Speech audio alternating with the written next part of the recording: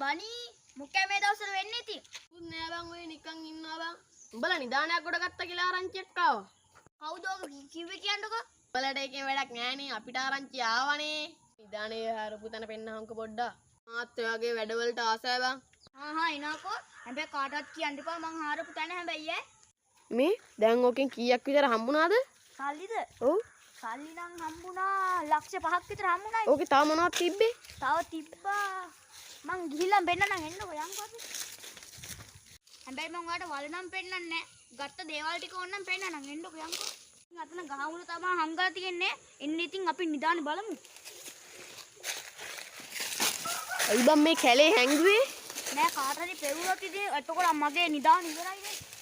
මම ඉතින් මේ රොඩු කොටේ තමයි හැදුවේ. ඔව් මේක තමයි මගේ නිදානේ පළවෙනි කොටස වවුලා බෝතලය. ඔව් මේක තමයි දෙවෙනි කොටස වොඩ්කා බෝතලය. ඔව් මේ තමයි තුන්වෙනි කොටස මොනවාද වැලන්ටයින් ජේ.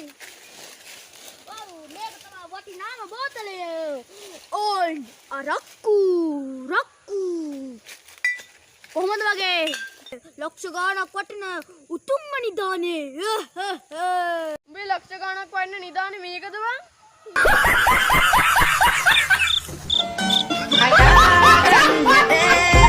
මගේ අත දිගනේ අනේ